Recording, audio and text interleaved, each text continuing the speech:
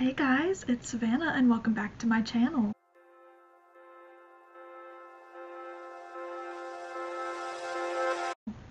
Today is Tuesday, September 17th, 2024, and we are back for another podcast. I'm very excited to share this one with you guys because boy have I got some exciting things for you. These last couple weeks have been pretty busy. I went with Cole, his dad, and his little brother to Auburn, Alabama for a football game. Sadly, Auburn lost. They seriously needed to sub out their quarterback throughout the game, but they just did not. But thankfully he was benched this last week and they actually won their game. I did a bit of crocheting there, so I'll be showing you guys what I worked on then. My favorite part of the football game, other than just the excitement of the crowd being very contagious, which I've never been a fan of football, but it's so much better watching it in person because you get all of the energy from the crowd, like boosting your energy, so it's a lot of fun. But the marching band is by far my favorite part. I was in marching band in high school. Sadly, I did not go to a college that had a marching band. We didn't even have a football team, so I wasn't able to continue in college. But watching college marching bands just takes me back and makes me want to go back and do it all over again. But I will post a clip for you guys right here.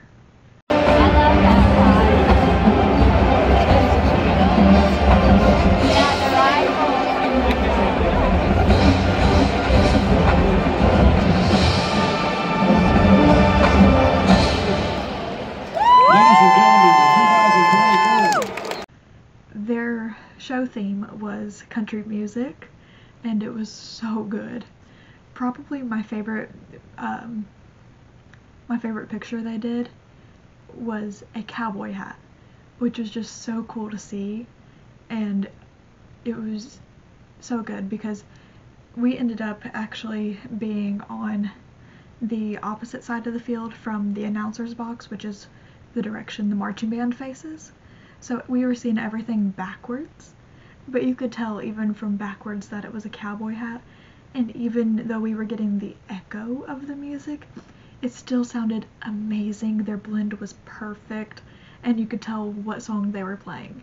So I was just so in love with it. This last Saturday, Cole and I went to Mercer Orchards, which, if you are familiar with these vlogs, we went to last year. They had some different varieties of apples because we went a little bit earlier in the season this year, but I got topaz apples and mutsu apples because I promised my sister I would try and bake an apple pie. She follows Jolly on here. If you are familiar with them, they visited Dollywood recently, which we are really close to and have been to several times. And Dollywood is, other than being the theme park of Dolly Parton, they are very famous for their bakery, and one of the items there is a giant apple pie. They tried a slice of the apple pie in the video. It was literally like that tall, and she mentioned how she's been wanting to try that pie for a long time but could never bring herself to pay the price for a slice of it. So I told her, you know what, I'm going to the orchards with Cole tomorrow. I'll get some apples and bake you a pie. So I'm hoping to be able to work on that tomorrow. And then Sunday, Cole and I got our engagement photos shot. I'm so excited for them. We already got a few preview photos, and they are just so perfect and amazing. I cannot wait to get the rest of them back. We were a bit worried because it rained Friday and Saturday, and it was forecasted to rain Sunday as well, but thank the Lord the weather held out so we were able to get our photos done, especially since I woke up and it has been raining for hours apparently. So, very exciting things happening in my life and just in general. But with all of that said and done, I think it's time to be talking about the crochet. So let's get started with some finished objects. First things first, we are back with my Impatiens Granny Square tote bag. You guys know that it's been finished for a while, but it was in testing. But I am happy to say that this gorgeous bag is finally out of testing and available for purchase now. I will leave links to the pattern down below, but I am so very happy to finally be able to share this with you guys. This bag, I designed it to be a little bit bigger than most Granny Square tote bags because sometimes you find that they're a little bit small, and I just love a big bag. So this bag is perfect to take with you to markets, bookstores, or even just for general daily use. But this bag is made with my Impatiens Granny Square design, which I will also link down below for you guys. The Granny Square itself is a free pattern, but the bag is for purchase. So I hope you guys enjoy the pattern, and I cannot wait to see all the bags you guys make. Next up is a cute little spooky season pattern, just in time for Halloween next month. This is Frankie the Spooky Turtle Pumpkin. He is an adorable little turtle made to look like a jack-o'-lantern. Now, you can make the pattern and leave off the jack-o'-lantern face and just have a cute little turtle pumpkin, but if you want to decorate for Halloween or have family or friends who love Halloween and want to make them something, this pattern is perfect. I will leave the link for this little guy down below, but he is a Ribbler exclusive pattern, so you can only get him on Ribbler. But I made this little guy just on a whim, and I had scraps lying around, and I was like, I want to make a turtle pumpkin. So I came up with him in just a couple of days, and I am very happy with how he turned out. Now, since other than either doing the face or leaving it off, you can customize him, color of the pumpkin. You know, there's more varieties than just orange pumpkins. The stem and vine you can change the colors of. These are just what I had in my scraps. But anyway, I can't wait to see all of the little Frankies that you guys make, and I am so happy to be able to have this little guy out just in time for spooky season. Finally, for my whips, the one you probably are very excited to see, I finished my solid spike stitch Granny Square blanket. It's all folded up right now because it is huge and definitely will not fit in frame. So after adding up everything for the blanket, I used between 3,550 yards and 3,672 yards of yarn from 2 different dyers. The 12 squares of the blanket were made using the 2023 Disney Attraction Club from Fangirl Fibers, and then my gorgeous border for the squares and the blanket itself was made using the antique lace colorway from the Madeline Tosh in the Tosh DK, and I absolutely love how it turned out. The size of the blanket itself is 43.5 inches by 57 inches, so it is very large. It is probably a twin size. I've not looked up the sizing for that, but it is so comfortable, and little Miss Ivy over here is a big fan of it, and I've been trying not to let it become a dog blanket because I want to keep it for myself. But if you remember the last time I said I was not sure what I was going to do on the blanket border, but I ended up doing a little bit of a fan edging. These little fan sections are done with a double crochet, chain one, double crochet, chain one, double crochet in one space, and it is the perfect little subtle edging detail for it. Like, I am so in love with how it all turned out. The pattern is, as of yesterday, available for purchase. I will leave links for it in the comment section down below.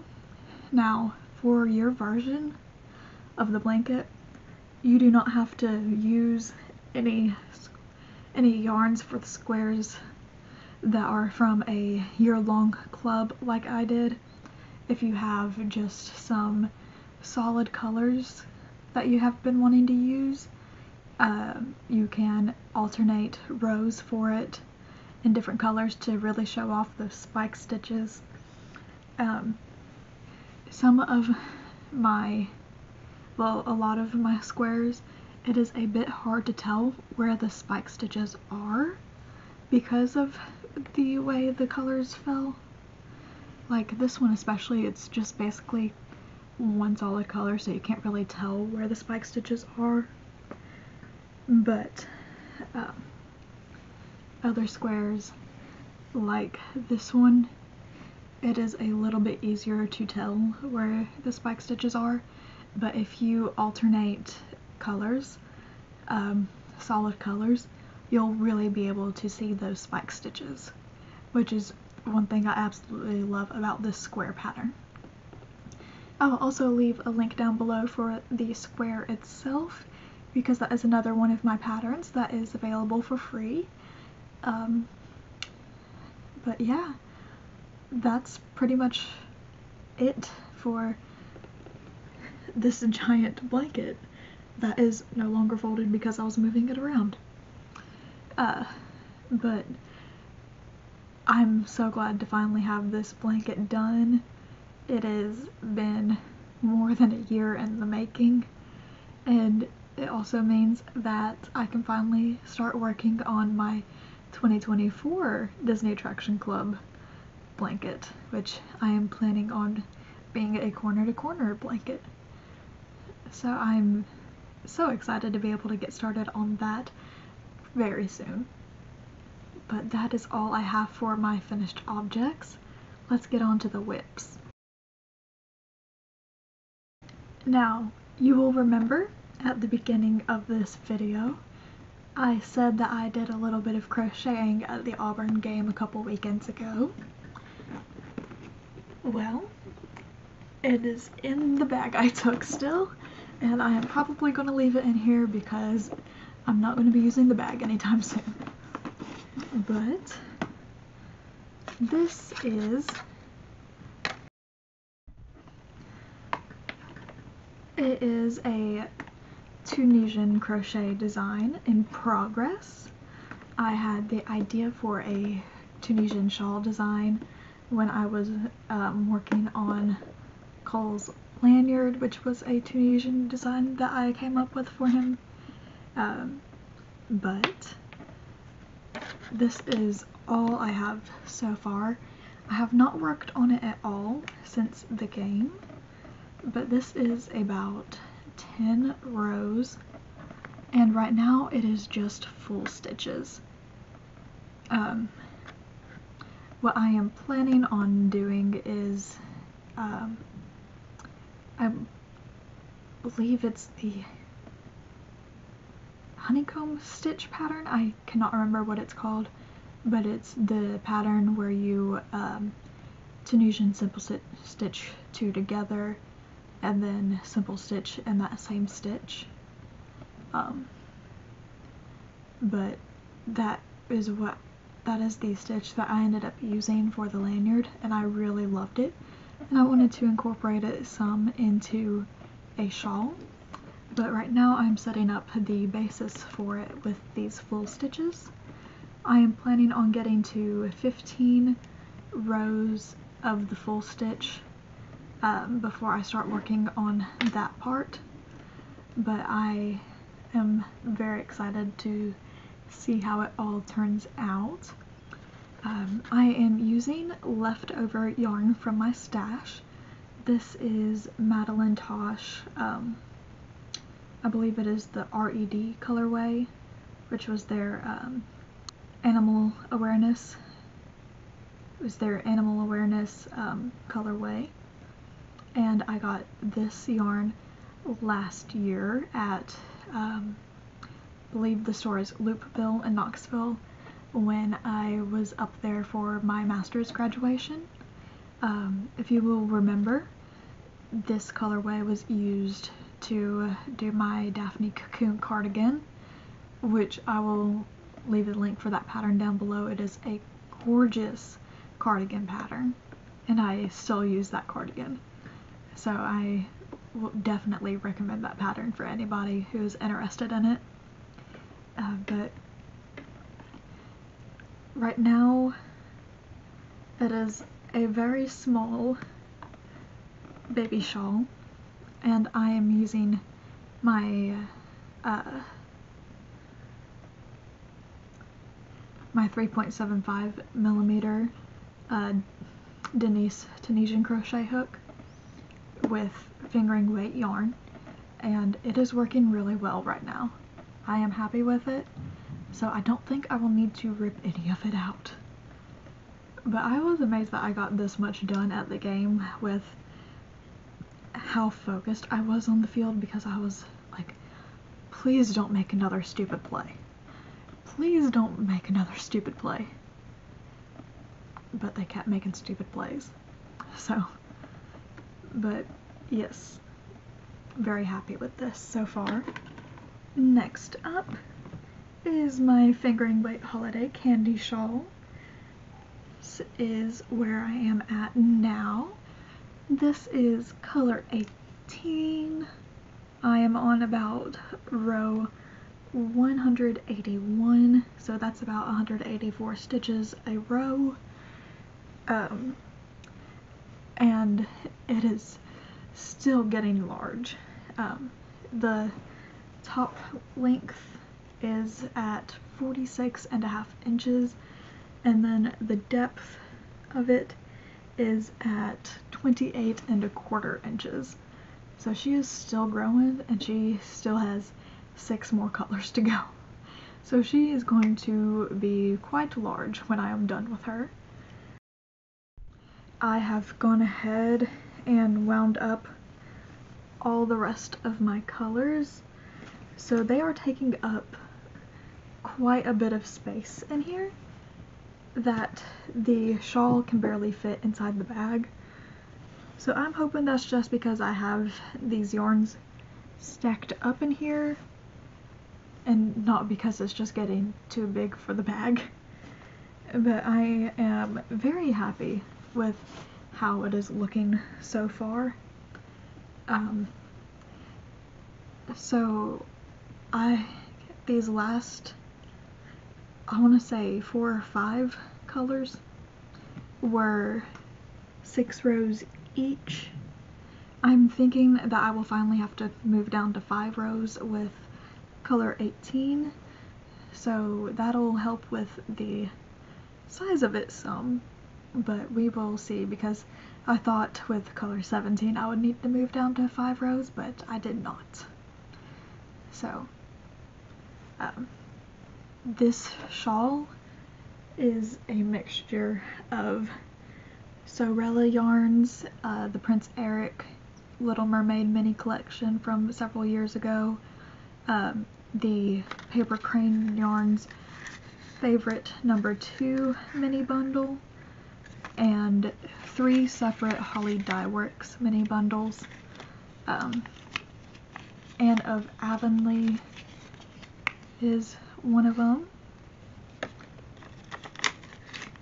A Christmas Carol is another, and then Murder on the Orient Express is the last one.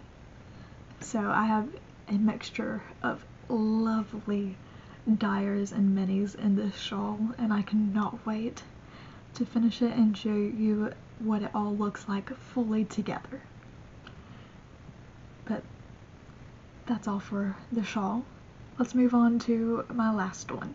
So my last whip is actually something that I am going to have to completely frog. This is my whip from like 3 years ago now. It is supposed to be the Unbreakable Vow sweater from the Harry Potter Crochet Wizardry book that I got several years ago, but I never finished it, and since I started it, I have gone up a shirt size, so I need to frog it and completely start over, which is really sad to say because I was almost done with this sleeve, and because it is color work on the sleeve, I'm gonna have to figure out how to take it out, how to easily take that out. Like, I have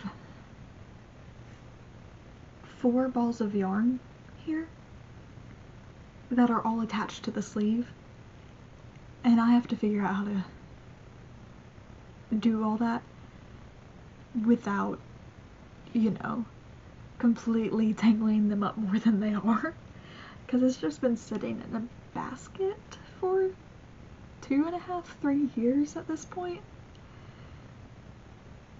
So I am not looking forward to this, but it is something that I have been putting off for the last several months because I want to finish the sweater. I just need to completely restart it, and that's going to be a bit. But yeah, the yarn that I am using for it is Hobie's Highland Wool. So it is a, oh, this one isn't actually attached. That's nice. It was just tangled in this. It is a DK weight yarn, about 191 yards a ball, of 50-gram ball.